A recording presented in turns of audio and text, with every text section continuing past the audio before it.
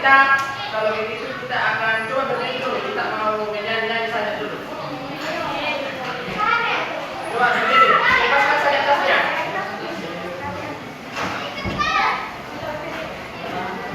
Kan kita pagi harus ceria ya. Harus ceria.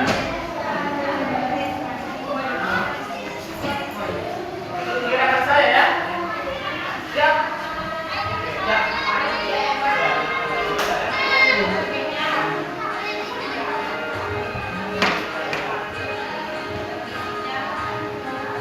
Murid mandiri dan kuat.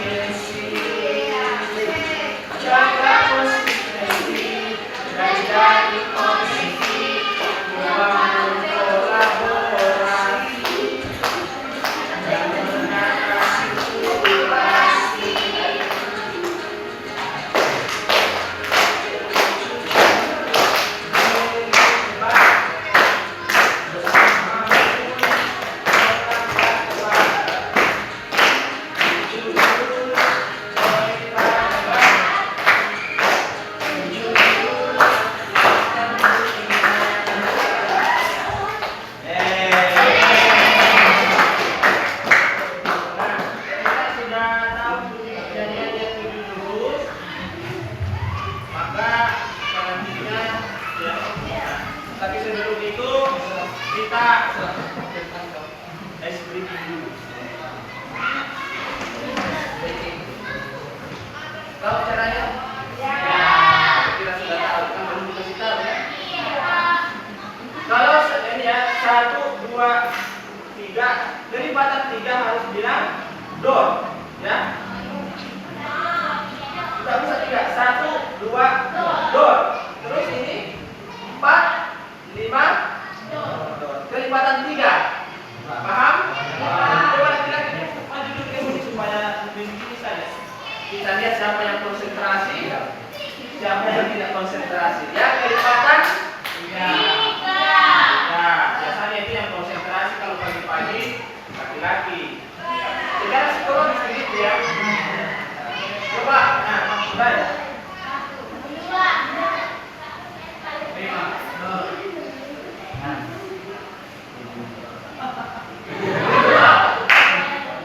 Kelipatan 3.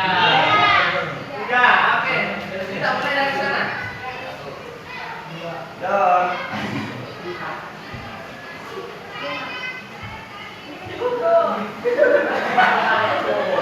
Dan kita pagi-pagi kan? Karena apa sudah makan nasi kuning tadi? Tapi makan kalau begitu.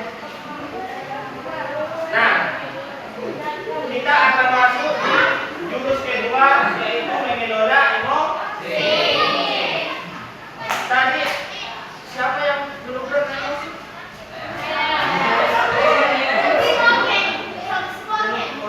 Ada yang punya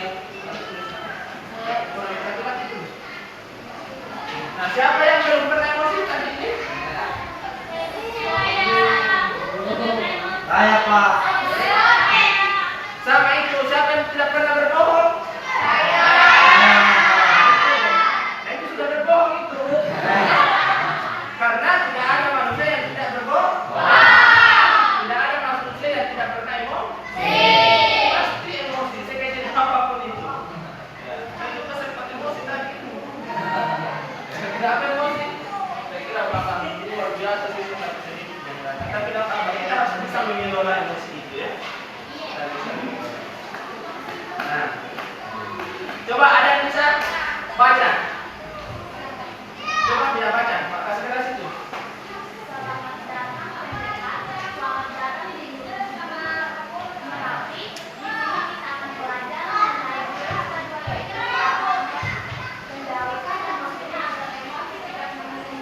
Oke, kendalikan emosi agar emosi tidak mengendalikanmu.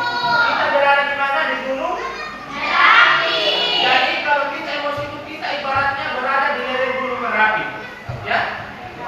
Sedikit saja percikan, larvanya gunung Merapi itu akan bisa menghanguskan kita. Maka kalau kita kurang kendali, maka emosi itu yang akan mengendalikan kita.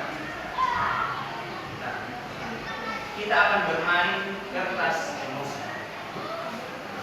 Bagaimana caranya? Silakan dibagi kertas. Balik ke belakang.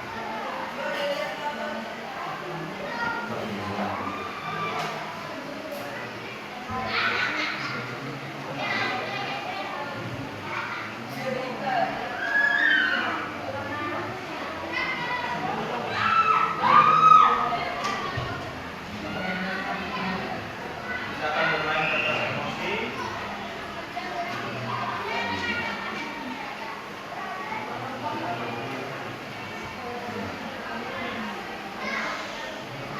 Tahu caranya bermain kertas emosi?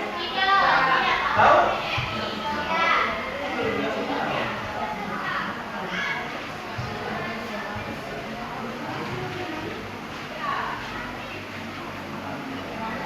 Oke, semuanya sudah dapat ya? Nah, setiap peserta akan menerima satu lembar kertas sebagai simbol emosi. Sudah ada semua kertasnya? Oke, fasilitator atau saya akan membacakan sebuah cerita. Peserta diminta untuk merespon cerita. Jadi cerita yang saya sampaikan sebentar ini kalian akan respon ya. Jika merasa senang dengan cerita saya, diusap-usap kertasnya. Nah, jika merasa kesal, dapat diremas. Dan jika merasa marah, bisa dirobek. Proses ini akan dilanjutkan hingga cerita selesai. Nah, saya ingin membawa kalian ke ranah yang lebih nyaman lagi, lebih rileks lagi. Umpamakan diri Anda sebagai seorang guru. Bisa? Hadirkan diri Anda hari ini, Anda itu sebagai seorang guru, bukan lagi seorang siswa. Bisa ya? Bisa. Ya, sekarang kalian itu semua jadi guru, ya. Ada yang bercita-cita jadi guru? Ada? Ada yang bercita-cita jadi guru? Tidak ada. Profesi yang mulia. Nah, saya membacakan, diperhatikan. Pagi itu Bapak Ibu guru berangkat ke sekolah mengendarai sepeda motor. Bahan ajar yang sudah disiapkan rapi digantungkan di motor. Oke. Namun beberapa meter sebelum sampai sekolah, motor mendadak mogok karena kehabisan bensin. Dengan susah payah, Bapak Ibu guru mendorong motor hingga sampai di sekolah. Kita lanjut yang kedua. Sampailah Bapak Ibu di kelas. Hampir semua siswa datang tepat waktu. Namun belum sempat suasana stabil, Andi masuk terlambat. Ada lagi terlambatnya.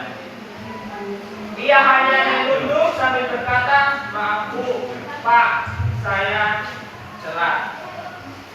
Kita lanjut yang ketiga. Pelajaran pun dimulai. Namun saat akan menggunakan bahan ajar yang sudah disiapkan dipersiapkan, Bapak Ibu guru itu tersadar bahwa bahan tersebut tidak ada. Tidak ada lagi bahan ajarnya. Dicari ke sana kemari, tetap tidak ditemukan. Dengan terpaksa Bapak Ibu guru melanjutkan mengajar seadanya saja. Bayangkan aktivitas mengajar yang seru seketika menjadi buyar.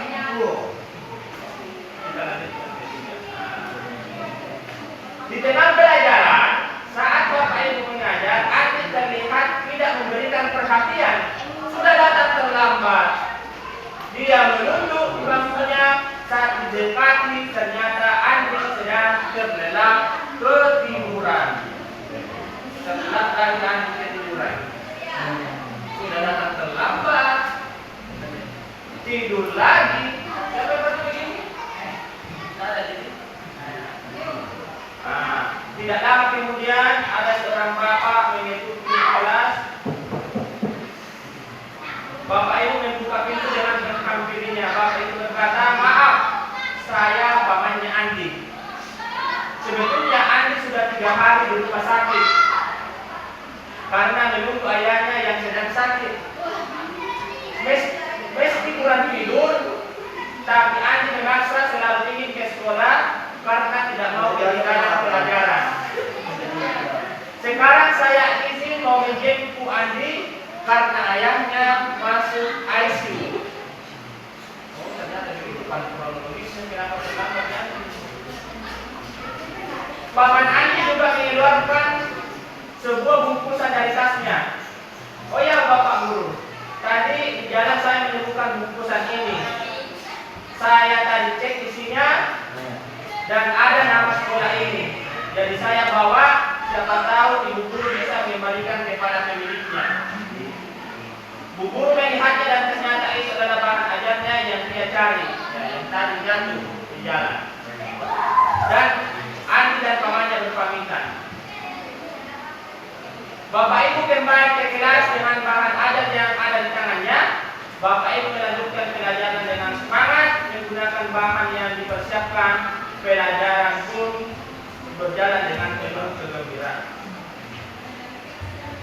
Nah, ayo diskusi dan menggali makna. Coba lihat, coba angkat kertas.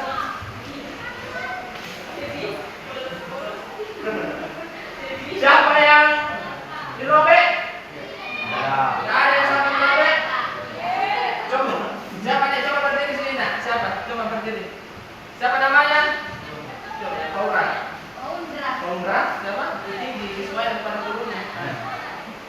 Kenapa kertasmu masih sempurna?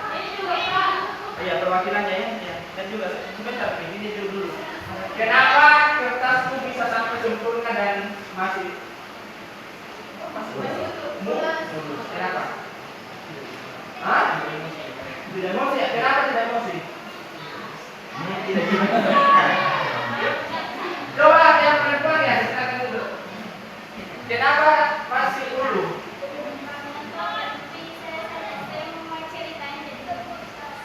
Oh ya, tepuk tangan untuk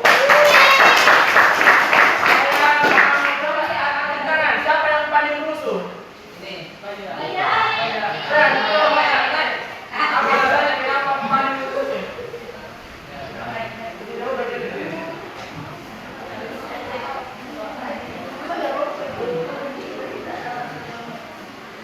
Ya, itu. Karena bensinnya Pak. Kenapa dari dia jengkel?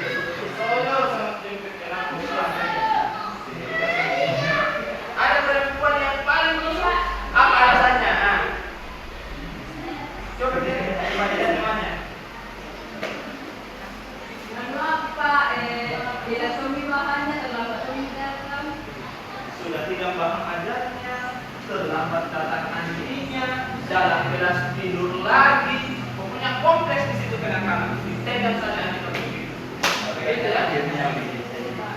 Jadi pelajaran yang bisa kita ambil dari kisah ini adalah pertama, awalnya kita pasti akan merasa emosi. Tapi perlu ingat, perlu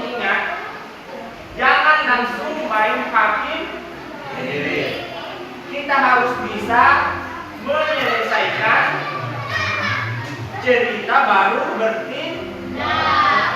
Coba kira-kira tadi kalau ibu gurunya atau bapak gurunya langsung melendang angin, langsung memukul karena sudah datang terlambat, cuek lagi, padahal dia tidak tahu seperti apa alasannya kenapa si angin itu bisa terlambat. Karena ayamnya jadi dalam mengelola emosi harus apa? Betul-betul menggali secara utuh, jangan sepotong-potong. Baru ditahu satu persoalan langsung emosi. Sama di kelas.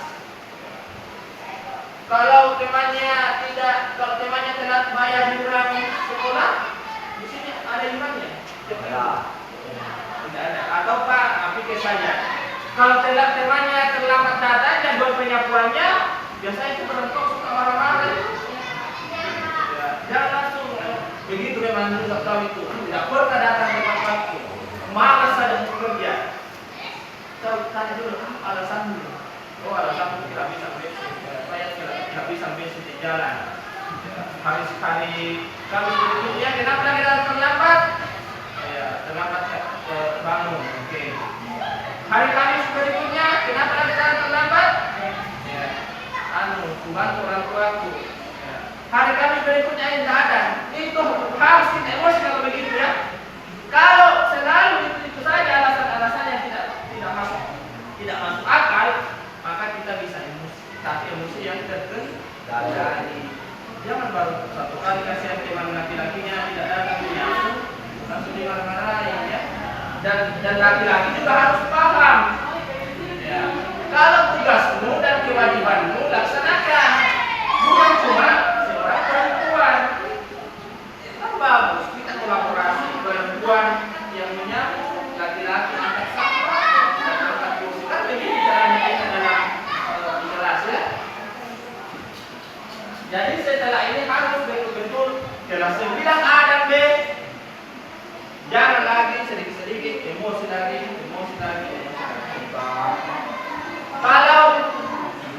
Kalau MPG-nya datang terlambat, ya jangan emosi. Begitu memang saya sama tahu mobilnya nggak bisa bensin di jalan. Kalau MPG-nya basi, ya tidak usah emosi, jangan salah dimakan, ya. Begitu. Misalnya seperti itu. Nah.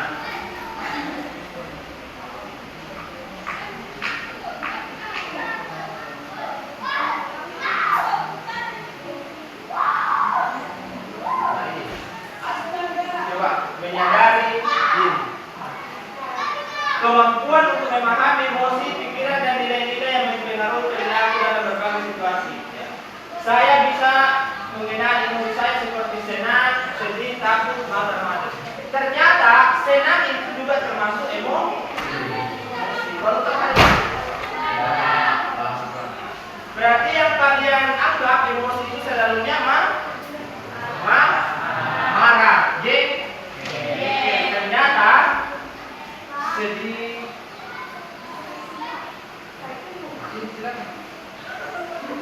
Itu faktor apa itu? Nah, ternyata senang, sedih, takut, bahkan malu. Kenapa malu? Ada dulu temanku perempuan selalu ketakutan misalnya. Malu dia, berarti emosinya sedang naik. Kenapa malu? Yang tadi namanya? Siapa?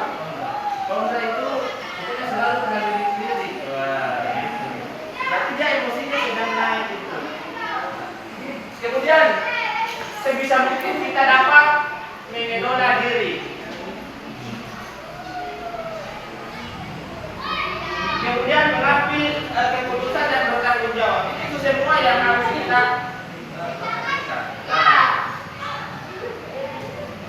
Nah ini apa yang bisa kita lakukan dalam mengelola emosi? Harus ada empati. Kita berempati kepada teman kita. yang kemarin yang dibakaran di sana nih, ada kemarin yang dibakaran. Nah, bagus pengurus OSIS itu pergi melakukan galang dana itu termasuk daripada empati dan bisa mengurangi sedikit beban pikiran orang-orang yang menjadi korban di situ.